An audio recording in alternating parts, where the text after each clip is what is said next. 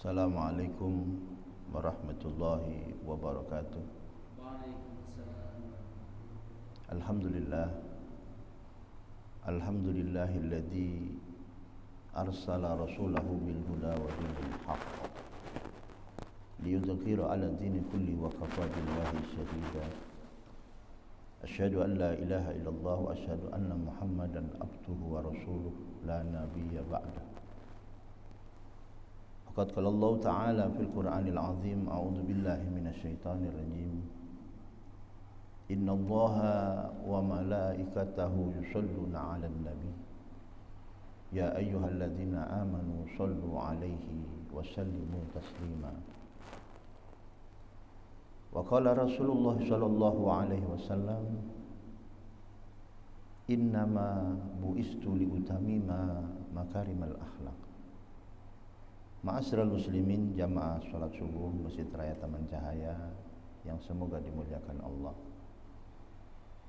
Pada pagi yang cerah ini, dengan dituruni rahmat Allah Subhanahu wa taala, marilah kita sama-sama panjatkan puja dan puji syukur kehadirat Allah Subhanahu wa taala. Allah yang telah memberikan nikmat sehat wal afiah kepada kita sekalian, sehingga kita dapat berkumpul dan bermuajahah di rumah Allah ini, di Baitullah ini.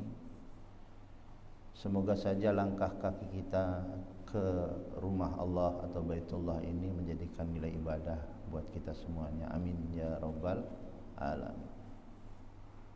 Tentunya selawat beserta salam semoga terlimpah dan tercurah kepada junjungan kita Nabiullah Muhammad sallallahu alaihi wasallam, Nabi akhir zaman, khatamal anbiya'i wal mursalin, yang menuntun kita minadzulumati ilan nur, dari zaman kegelapan hingga zaman terang benderang seperti yang saat sekarang ini kita alami bersama. Di era COVID-19 sudah usai. Hari ini karpet sudah dipasang, masker insya Allah di Mekah hari ini sudah tidak dipakai lagi, alias bebas masker. Semoga saja kedepannya kita akan mendapati kehidupan yang normal seperti sedia kala. Amin ya rabbal alamin. Hadirin yang dirahmati Allah, masyarakat khususnya umat muslim di Indonesia mengumumkan Maulid Nabi Muhammad SAW pada tanggal 12 Rabiul Awal tahun 1443 Hijriah dengan berbagai macam tradisi. Sebagai umat muslim menjadi suatu keharusan untuk ikut serta merayakan Maulidul Nabi Muhammad SAW dan meneladani sifat yang terpuji Nabi Muhammad SAW. Oleh karenanya, jamaah yang dirahmati Allah, marilah kita sama-sama mencontoh daripada perilaku Nabi Muhammad SAW.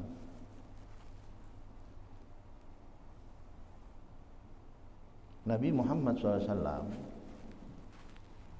diturunkan oleh Allah Subhanahu wa taala ke muka bumi ini menjadikan satu uswah, contoh, suri toladan. Innama bu'istu liutamima makarimal akhlak. Sesungguhnya aku utus junjungan kita Nabi Muhammad SAW itu untuk menyempurnakan akhlak manusia. Akhlak yang bagaimana?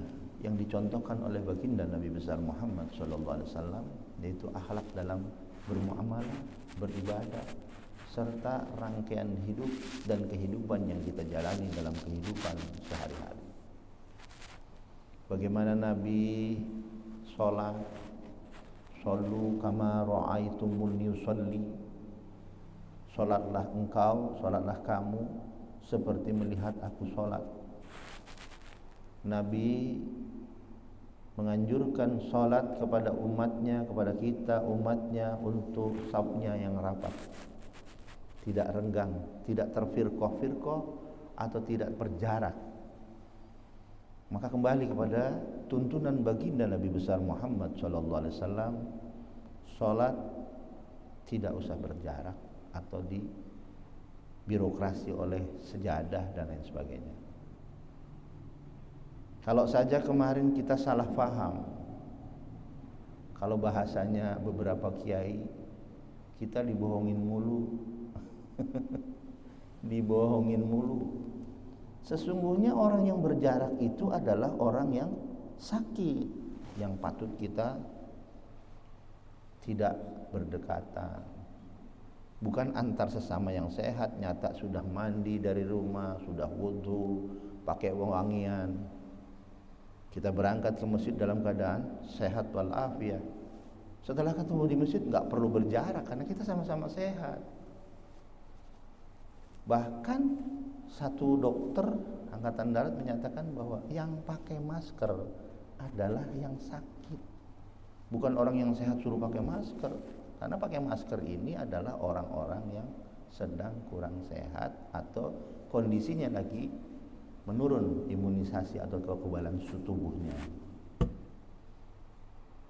Oleh karenanya menghormati Allah, kalau saja kita merujuk kepada suri tauladan Nabi Muhammad sallallahu alaihi wasallam,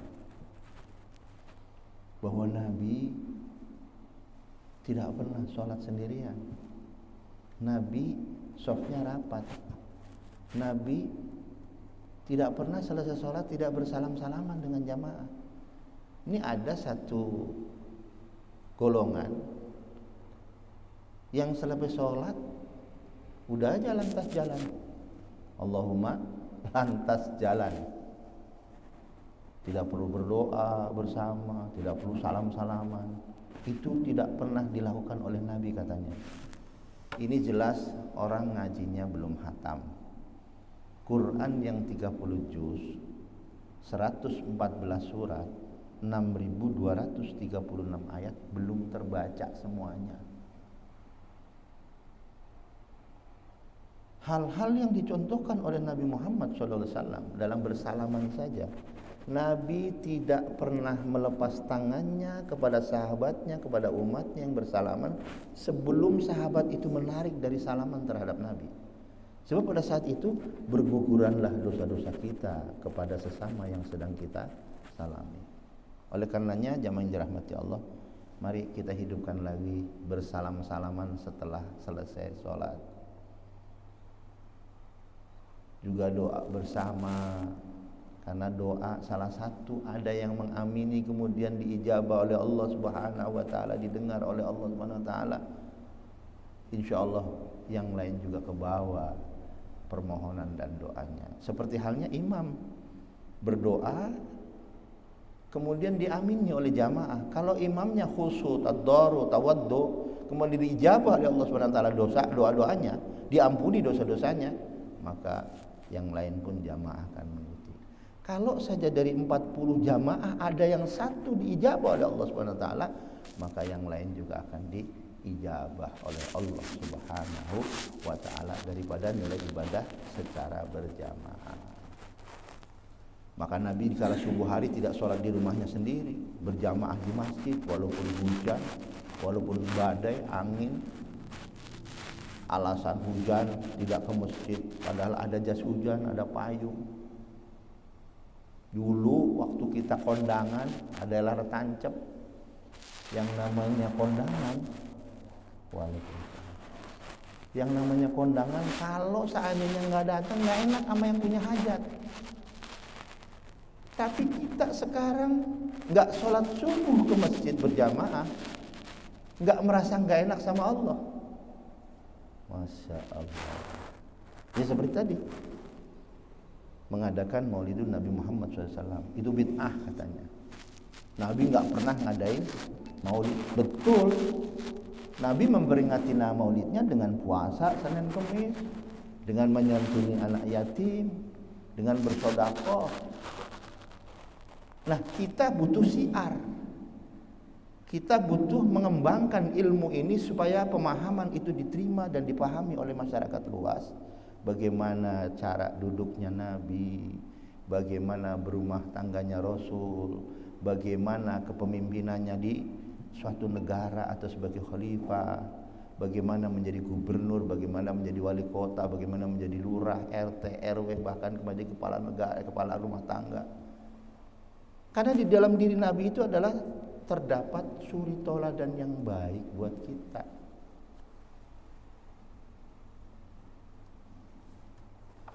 Innallaha wa malaikatahu yusholluna 'alan nabi ya ayyuhalladzina amanu shallu 'alaihi wa sallimu taslima. Allah saja berselawat kepada Nabi. Apalah artinya selawat kita umatnya terhadap Nabi? Ibarat gelas yang sudah penuh air, lalu dituang, timbullah melebar atau meluber itu airnya. Nah, luberannya itu adalah merupakan satu keberkahan buat kita umatnya. Nabi sih nggak butuh selawat kita, justru kita yang butuh syafaatnya Rasulullah Shallallahu Alaihi Wasallam. Oleh karenanya, mari sama-sama di bulan Rabiul Awal tahun 1443 Hijriah tahun ini kita berbanyak sholawat. Allahumma sholli ala sayyidina Muhammad wa ala ali sayyidina Muhammad sallallahu alaihi Muhammad sallallahu alaihi. Allahumma sholli wa sallim wa barik ala sayyidina Muhammadin wa ala ali sayyidina Muhammad. Selawat tibil qulub, selawat nariyah, selawat qadariyah, selawat badriyah, selawat apa saja yang kita suka kita baca di bulan ini, insyaallah kita mendapati syafaatul uzma dari baginda Nabi besar Muhammad sallallahu alaihi wasallam. Hadirin jamaah yang dirahmati Allah. Ada juga beberapa golongan atau sekelompok orang mengatakan bahwa makan daging kebuli itu sama dengan makan daging babi atau anjing. Naudzubillah, summa naudzubillah. Ini yang sudah nyata halal dibilang haram. Dan mereka siarkan di radio mereka. Padahal kita sama tahu Allah Subhanahu wa taala berfirman melalui hadis qudsi yang disampaikan oleh baginda Nabi besar Muhammad SAW. Di sana dikatakan laulaka ya Muhammad ma khalaqtu dunya wa ma fiha. Kalau tidak karenamu ya Rasulullah, kata Allah nih di dalam hadis qudsi, aku tidak akan ciptakan langit, bumi dan seisinya termasuk kita. Kita nggak akan diciptakan oleh Allah kalau Allah tidak menciptakan Nabi Muhammad sallallahu alaihi wasallam. Oleh karenanya jamaah dirahmati Allah, mari sama-sama kita meriahkan Maulidun Nabi Muhammad SAW tahun ini. Kita selenggarakan bagaimana menyambut kelahiran Nabi. Kalau anak cucu kita ulang tahun saja kita ulang tahunin. Perusahaan atau kantor kita berdiri aja kita bikin HUT, hari ulang tahun kantor atau perusahaan kita. Kalau saja merdekanya negeri kita di 17 Agustus tahun 1945 pun ada hari ulang tahun kemerdekaan, tidak akan pernah merdeka, tidak akan pernah berdiri perusahaan kita, tidak akan pernah lahir anak kita kalau Allah tidak ciptakan Nabi Muhammad sallallahu alaihi wasallam. Laulaka ya Muhammad ma khalaqtul aflaq. Oleh karenanya jamaah dirahmati Allah, mari perbanyak sholawat. Kita sambut di tahun ini lebih meriah di tahun-tahun sebelumnya, dari tahun-tahun sebelumnya, bahwa kelahiran Nabi Muhammad SAW yang membawa rahmatan lil alamin menjadikan satu rujukan buat kita lebih eksis dalam beribadah dan beribadah kepadanya. Contoh yang paling baik adalah baginda Nabi besar Muhammad SAW. Laqad kana lakum fi Rasulillahi uswatun hasanah. Sesungguhnya pada diri Nabi terdapat contoh yang baik buat kita umatnya. Ma'asyiral muslimin jamaah salat subuh, calon-calon penghuni surga yang dirahmati Allah. Nabi Muhammad sallallahu alaihi wasallam dalam urusan muamalah, beliau adalah orang yang sangat-sangat gigih. Tidurnya pun tidak seperti kita. Kita dengan Nabi Muhammad SAW beda-beda tipis. Kalau Nabi tidurnya sedikit, kalau kita umatnya sedikit-sedikit tidur. Nabi makannya sedikit, Kalau kita umatnya, sedikit-sedikit makan. Jadi kita dengan Nabi beda-beda tipis. Rasulullah SAW dalam sehari semalam tidak lebih istirahat cuma 2 jam. Kalau menurut nasihat dokter jam 11 sampai dengan jam 1 itu istirahat yang paling bagus. Kenapa? Disitulah saat pankreas diistirahatkan, jantung kita diistirahatkan, ginjal kita tidak bekerja, sehingga transfusi darah itu normal, menghantar darah si jantung itu ke seluruh tubuh dalam keadaan pankreas diistirahatkan. Maka niscaya tubuh kita akan menjadi sehat walafiat. Tentunya jasmani dan rohani kita. Hadirin, kalau saja kita mau mendengarkan atau menuruti nasihat dokter bahwa sehari semalam kita istirahat 8 jam, maka kalau umur kita 63 tahun mengikuti jejak Rasul, separuh umur kita hanya untuk tidur tok. Rugi apa rugi kira-kira? Misal 63 tahun, separuh umur kita hanya untuk istirahat, untuk tidur. Rugi. Karena dalam sehari semalam itu kita sepertiganya untuk istirahat, sepertiganya untuk menuntut ilmu atau mencari rezeki, dan sepertiganya untuk bekerja atau jadi sepertiga untuk istirahat, sepertiga untuk ibadah, sepertiga untuk bekerja. Maka dari itu jamaah yang dirahmati Allah, mari kita rubah mindset kehidupan kita. Bagaimana Rasulullah memberikan contoh atau uswah kepada kita. Bagaimana minumnya Nabi. Nabi tidak pernah minum pakai tangan kiri. Duduk, tidak sedang berdiri. Karena pada saat kita berdiri, klep itu yang menuju ke ginjal tidak membuka. Sehingga banyaklah terjangkit sekarang penyakit yang namanya ginjal atau batu ginjal. Sedangkan Rasulullah tidak pernah minum berdiri. Dan awali dengan bismillah, akhiri dengan alhamdulillah. Karena kalau kita minum dengan bismillah tentunya dengan nama Allah yang Maha Pengasih lagi Maha Penyayang, sehingga hantaran darah yang dihantar oleh air ke seluruh tubuh kita menjadi sehat jasmani dan rohani dengan bismillahirrahmanirrahim. Akhiri dengan alhamdulillah. Hadirin yang dirahmati Allah, mudah-mudahan pagi yang penuh rahmat ini, pagi yang semoga Allah ridhoi, kita mendapati daripada syafaatul uzma dari baginda Nabi besar Muhammad sallallahu alaihi wasallam. Oleh karenanya dengan berselawat maka kita mendapati nikmat dunia akhirat. Dengan berselawat permasalahan hidup kita akan menjadi nikmat. Dengan berselawat kita akan menjadi sehat jasmani dan rohani kita. Dengan berselawat hajat-hajat kita akan diijabah oleh Allah Subhanahu wa taala. Salat saja kalau kita enggak baca selawat, salat kita enggak diterima oleh Allah Subhanahu wa taala. Doa saja kalau tidak diiringi dengan selawat, doa kita enggak diterima oleh Allah Subhanahu wa taala. Demikian pula kalau kita berusaha, dagang, ngantor atau usaha lainnya di pasar misalnya, dengan berselawat, niscaya selawat itu akan memberikan keberkahan dan syafaat dari baginda Nabi besar Muhammad sallallahu alaihi wasallam. Mudah-mudahan tahun ini harus lebih baik daripada hari ini, harus lebih baik daripada hari kemarin, dan hari esok harus lebih baik daripada hari ini. Maulid tahun ini harus lebih baik daripada maulid tahun yang sudah lewat, insya Allah. Demikian barangkali bisa bermanfaat untuk kita semuanya, minimal untuk pribadi dan keluarga kita. Subuh kita biasakan bangun untuk sholat berjamaah, jangan sendiri-sendiri sholatnya.